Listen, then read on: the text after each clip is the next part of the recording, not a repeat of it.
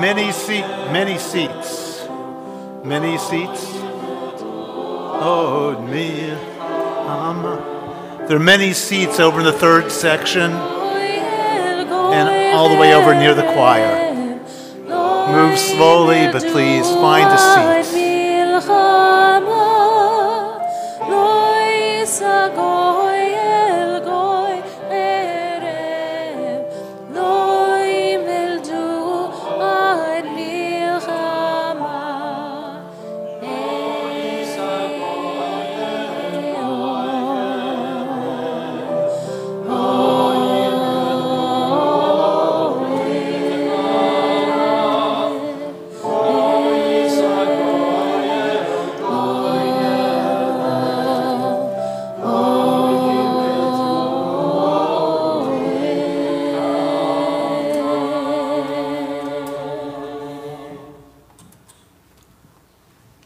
In Psalms we read, "Open the gates of righteousness for me, that I may enter them and praise Adonai." Gates. Gates are everywhere. Closed gates. They are barriers blocking us from making the right choices and from taking the right paths. These closed gates symbolize the angers we harbor, the sins we commit, the fears that reside in our hearts, and the errors we make. As the political divide widens, as the income differential between the haves and the have-nots widens, and as the space between each one of us and the rest of society widens, these gates are only multiplying.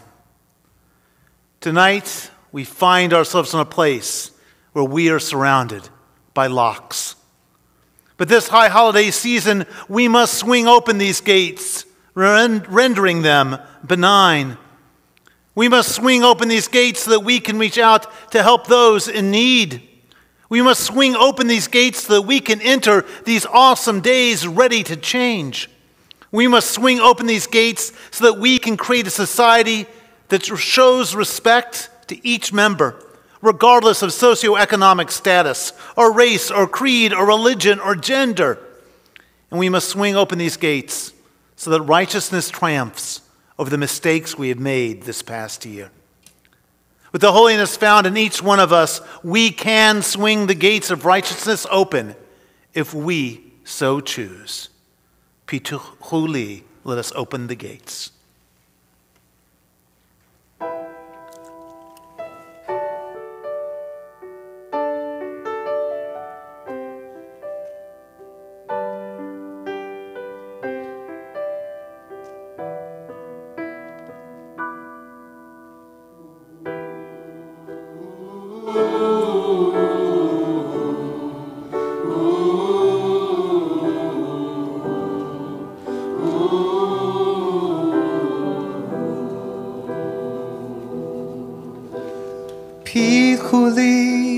Tzad tzedek avovam hadeya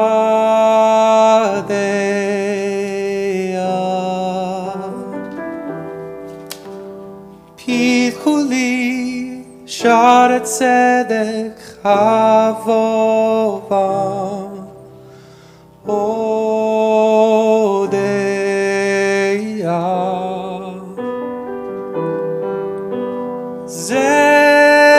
Hashad l'Adonai Tzadikim yavo uvo Zeh Hashad l'Adonai Tzadikim yavo uvo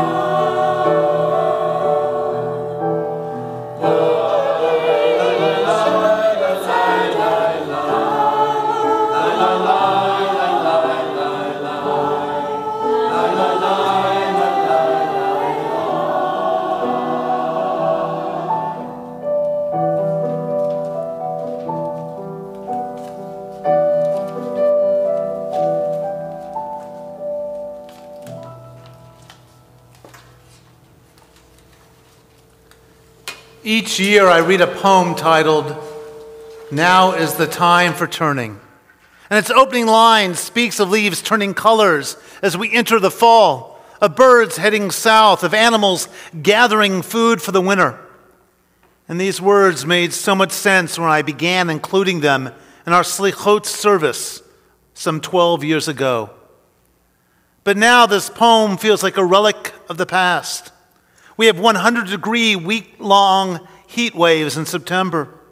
Forest fires and drought are creating more changes to leaves than the fall season. Birds and other migratory animals are just confused. And animals adorably collecting food for winter, that's happening in fewer and fewer places due to climate change.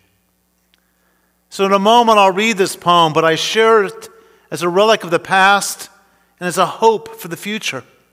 It isn't a reflection of today beyond its metaphorical meaning. But in its metaphorical meaning, we see our ability to turn. Now is the time for turning. The leaves are beginning to turn from green to red and orange. The birds are beginning to turn, are heading once more toward the south. The animals are beginning to turn to storing their food for the winter. For leaves, birds, and animals, turning comes instinctively. But for us, turning does not come so easily. It takes an act of will for us to make a turn. It means breaking with old habits. It means admitting that we have been wrong, and this is never easy. It means losing face. It means starting over again, and this is always painful. It means saying, "I am sorry."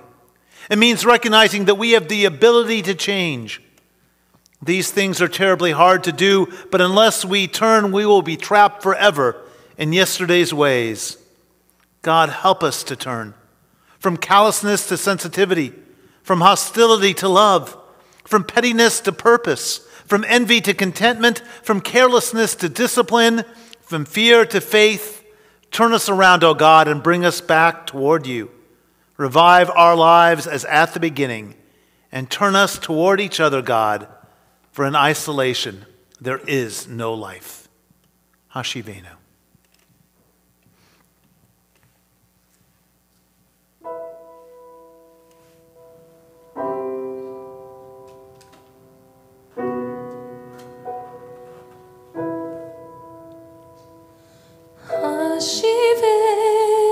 Hashivenu Adonai elecha ben hashuva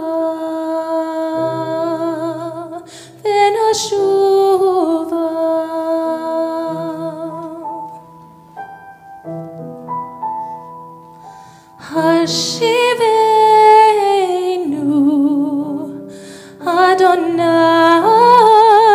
elecha ben hashuva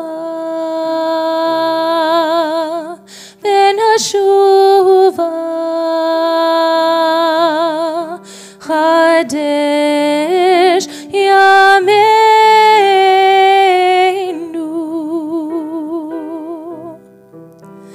Yameinu kekedem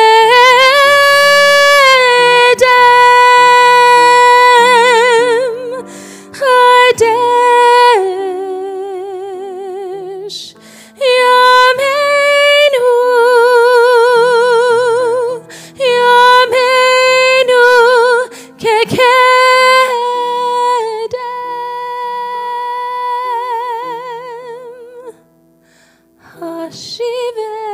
Hashivenu Adonai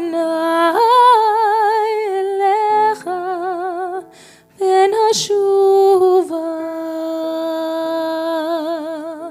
ben hashuva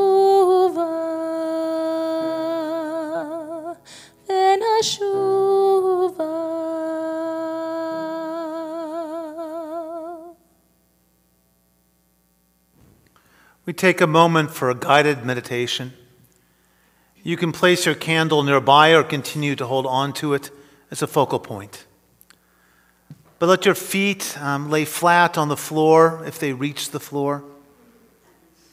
And have your back, straight as it can be, against the seat that supports it. And let your shoulders relax. With your hands in your lap in a comfortable position. And now I want you to take a deep breath in and out. A slow breath in and out. Another breath in and out. On your next breath in, take your hands and clench them tightly into fists. Let's breathe in, clenching those fists, and then out, relaxing your hands. In, clench. Out, relax. One more time. In. Hold those hands tight, and then out and relax. Now lay your hands back into your laps. On this breath in, we'll try to get our shoulder blades to touch behind us. Deep breath in. Have them touch, and then breathe out and relax. A breath in and have them touch. Holding for a moment, and then out. One more breath in. Shoulder blades touch, and then out. Let your chin drop to your chest into a comfortable position. And on this breath in, roll your head slightly to the left or to the right. Breath in. Back to center on out. Now go in the opposite direction. Breath in. Back to center on out. Once more. In. Out. In. Out. Let your head find a comfortable place to rest. Another deep breath in and out. Keep breathing in slowly and deeply as I take you on a journey. Imagine yourself at a crossroads, two roads coming together, the middle of a journey. You sit upon soft grass, clouds float over your head, and you breathe in the fresh air. You are where you're supposed to be. You look in one direction. What do you see? What does this path hold? Where will it take you? Take a moment, look in that direction, see, and think about the journey.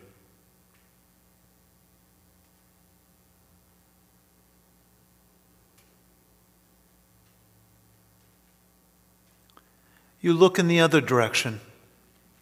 What do you see? Where does this path take you? What does this path hold? Take a moment and think about that journey.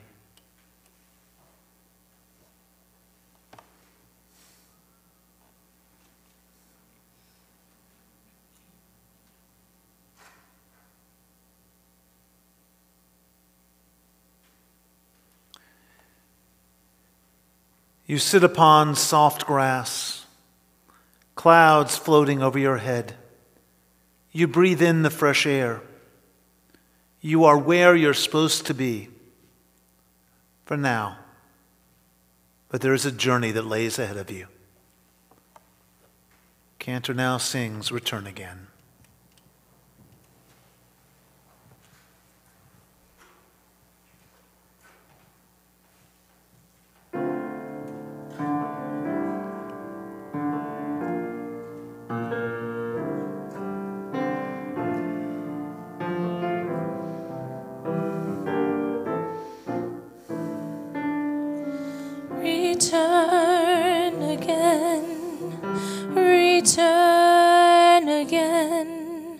Return to the land of your soul.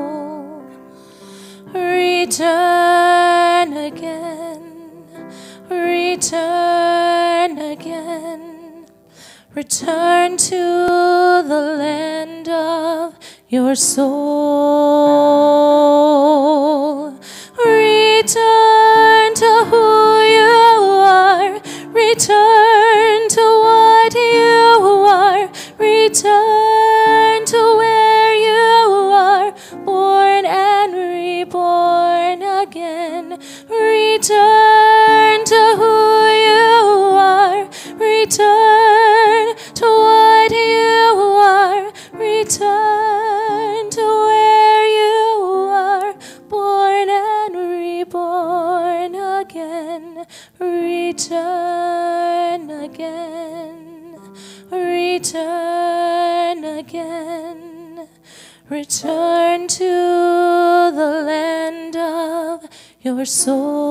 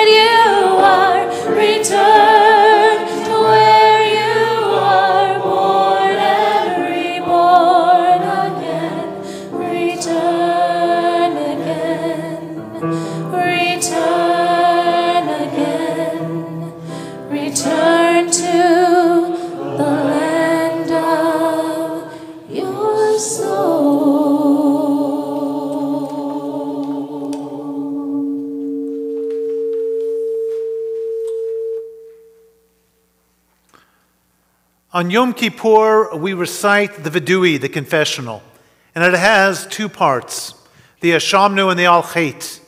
Ashamnu literally means we have transgressed, and Al-Chet means for the sin of. And we're commanded to recite the Ashamnu tonight on Selichot. So we take our right fist, and as we repeat after the Cantor, we beat our breast right above the heart. Our confessional is not said in the singular. It is in the plural, for we confess as a community and for the community. As we pray, let us remember that we do not pray for forgiveness for ourselves, but for those that make up our world. The Ashamnu, please rise.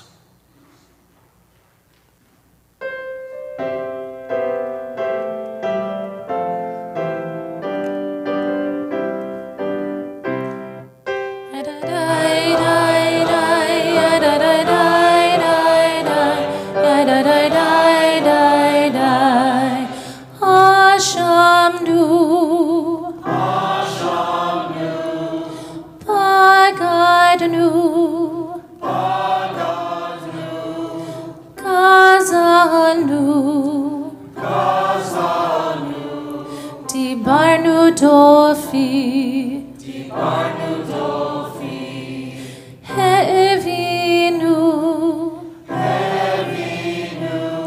Vehir Shanu, Sanu, Hamasnu, Tafanu Sheker, Dai dai dai dai dai dai dai dai dai dai dai dai dai Yatsnura Kizavnu Latsnu Maradnu Nihatsnu Saranu Avinu Pashanu Saranu Kishinu Oref Dai dai dai dai dai dai dai dai dai dai dai dai dai dai dai Roshanu Shichatnu Tiavnu Tainu Titanu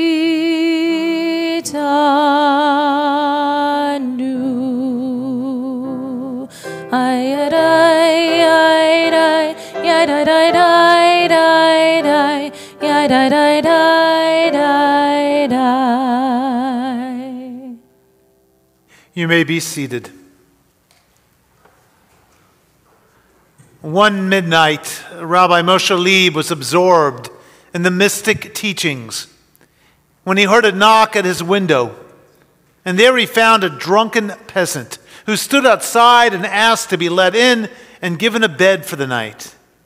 And for a moment, this rabbi's heart was full of anger, and he said to himself, how can a drunk have the insolence to ask to be let in, and what business has he in this house? But then he said silently in his heart, and what business has he in God's world? But if God gets along with him, can I reject him? He opened the door at once and prepared a bed. We are both the peasant and the rabbi. We have both needs and the ability to assist. Who amongst us has not asked for help from someone this year? Who amongst us has not given help to someone this year? We must all accept who we are. When we do, the door to accepting, the door to realizing we are all connected as one will open. Shema Kolenu, hear our voices, Eternal One, our God, and accept our prayer with mercy and goodwill. Turn us, Ancient One, toward you. Let us return. Renew our days like days of old. Do not cast us away from dwelling in your presence, and do not remove your Holy Spirit from our midst. Let us give and give and give to others, and when we are in need, let them give to us, because God is present in every heart. The Shema Kolenu.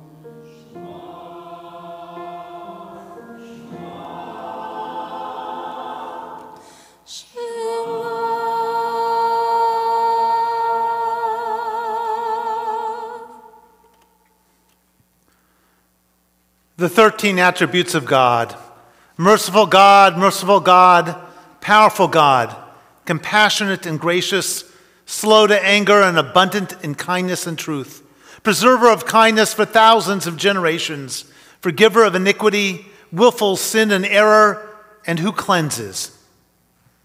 The Torah commentary, Tomar Devora, explains that although the 13 attributes are supposed to arouse divine mercy, the reciting of these alone is inadequate. Rather, we need to make sure that our own lifestyles reflect these attributes as well. So, for example, the Talmud teaches us that if you are patient with others, then God will be patient with you.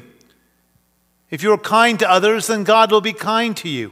If you are loving to others, then God will be loving to you. You can only demand that God employ all these attributes, if you apply them in your own relationships. So in a moment, the Cantor is going to chant the 13 attributes of God, and as she does, think about the attributes that you put into the world that you can expect back. And then think about those attributes that you need to put in the world, but are not yet doing. The 13 attributes of God.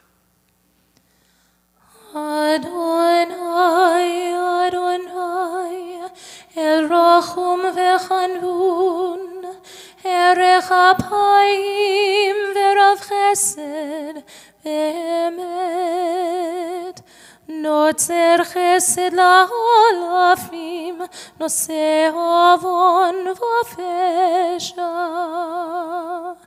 V'chata V'nakeh.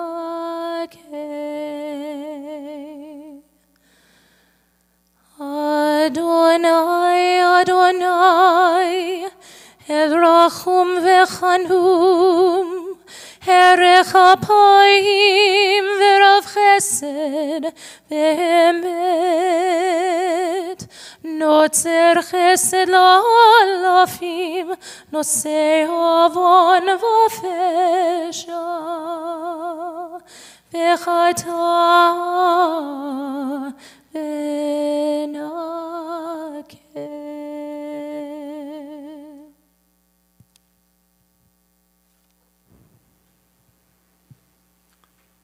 Tina DeGan has been placing these candles on the floor for us with many assistants.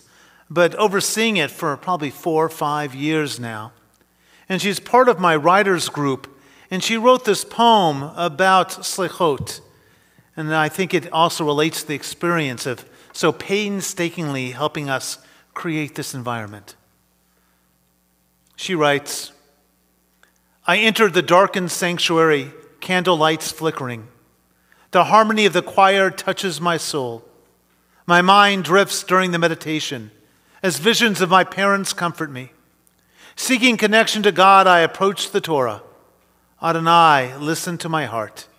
Accept my prayers of teshuvah. And she speaks about the Torahs. And as you'll see, or you probably have seen a little bit in this darkened room, as you walked in, that there are 5 Torahs, 2 in this section, 2 in this section, and 1 right here. And they're currently wearing the clothing that they wear all year round.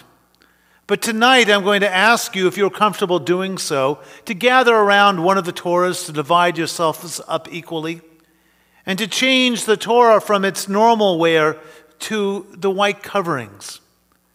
These white coverings they'll wear now through Simchat Torah, similarly to how we will wear our white on Yom Kippur. And the idea is we're already beginning to elevate, and we begin this elevation visually by changing our Torahs. And each Torah, while different, carries its own story. Each Torah speaks to us in a different way.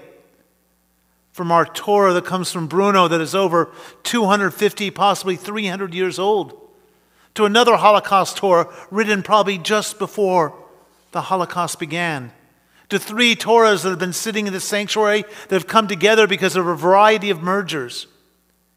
Each Torah has taken a journey, and this journey has brought it here to this community and to each one of you.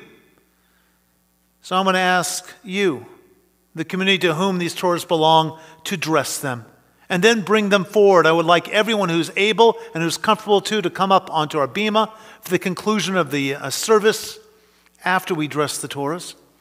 And for those who don't want to come all the way up, please move to the front rows or stay in your seats.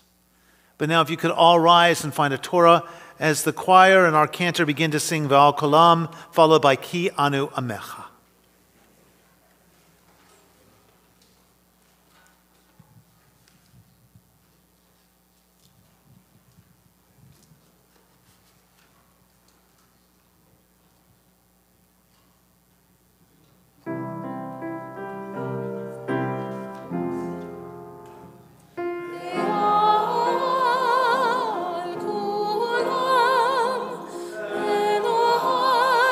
Selichot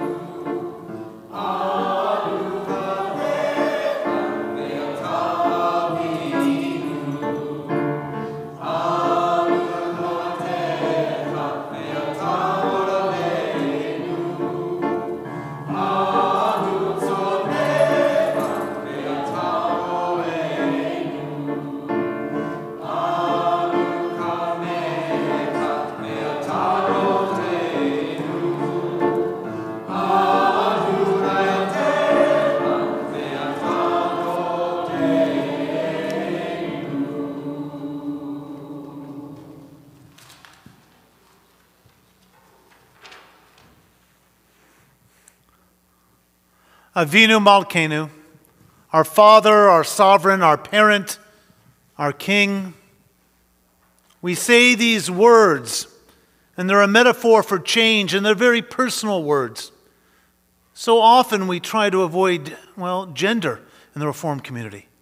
But when we say Avinu Malkeinu, it strikes up that powerful image of a parent, of a sovereign. And we need that image at this moment. That's the image we hold on to. And so we say, our Father, our King, our Parent, our Sovereign. It's a metaphor for change. How do we change? And then we ask ourselves, where does God exist? And we realize that God exists in our hearts, in our souls, in our minds, in our actions, and in our interactions. So as we say Avinu Malkeinu, as we sing these words, as we hear them in our heart, we're actually singing to ourselves, to that internal goodness. There's a famous rabbinic teaching that says our words to God must first pass through our own hearts. Avinu Malkeinu, we talk to the past. We feel it in our hearts, and our blessings and our words and our ideas go forward.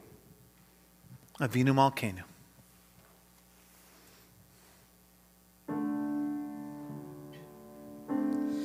Avinu Malkeinu, Shema Koleinu.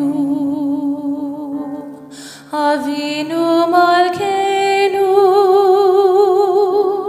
Chatanu lefanecha. Avinu Malkeinu,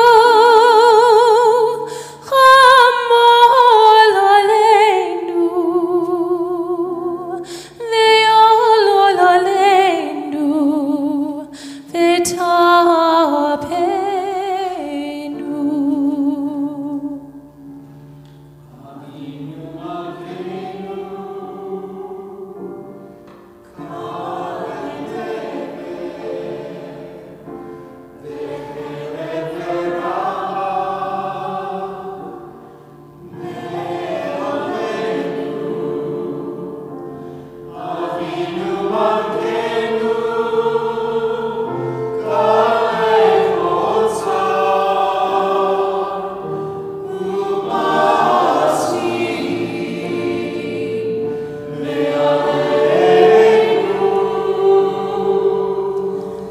Avinu Malkeinu,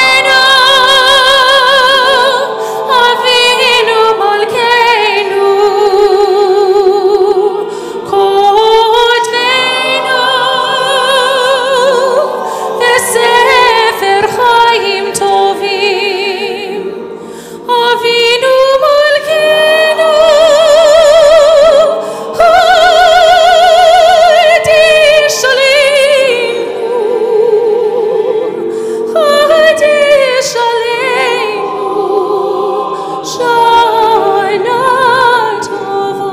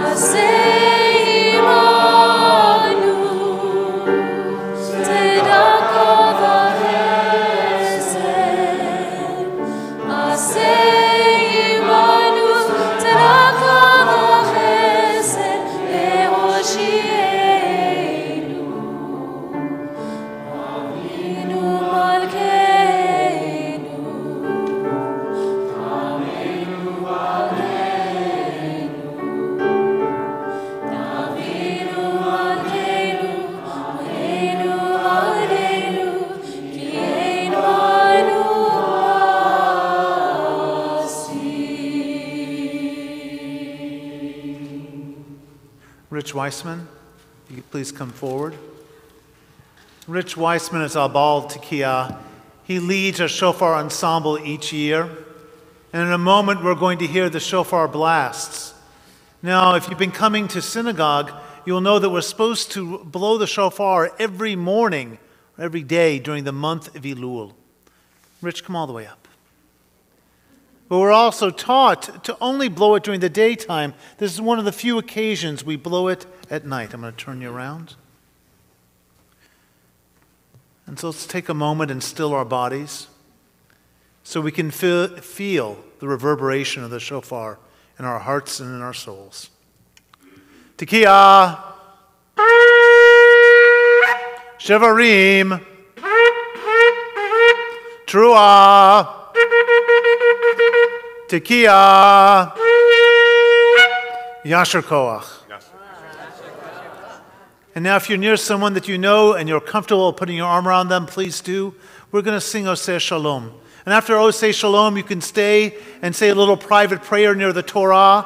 I ask as you leave that you do not talk in the sanctuary or the hallway. You wait till you get to the social hall. Because some people like to remain here for 5 or 10 minutes in a meditative state. All right? Here we go. Oseh Shalom.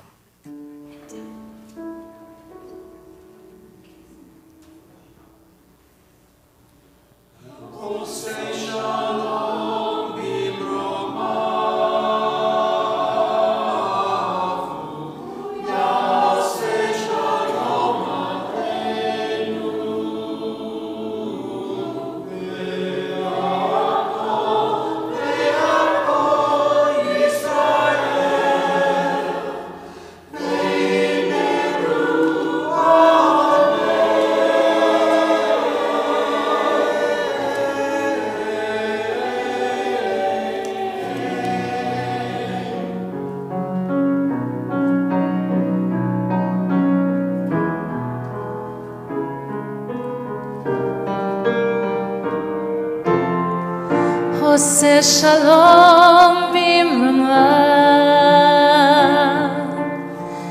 Hu ya'aseh Shalom aleinu, ve'al kol Yisrael, ve'imeru Amen. Oseh Shalom bimrama, Hu ya'aseh Shalom aleinu,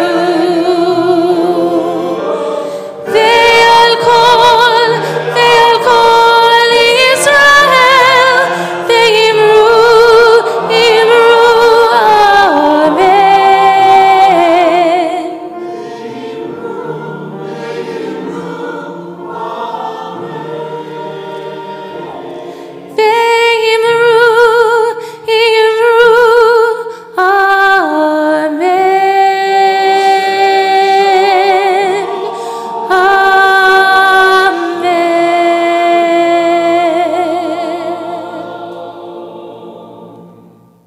This concludes the service, but you can take a few moments, meditate, come up to the Torahs and say a prayer, whatever you would like. I'm going to ask the piano player if he could just play for a few moments in the background, if that's possible.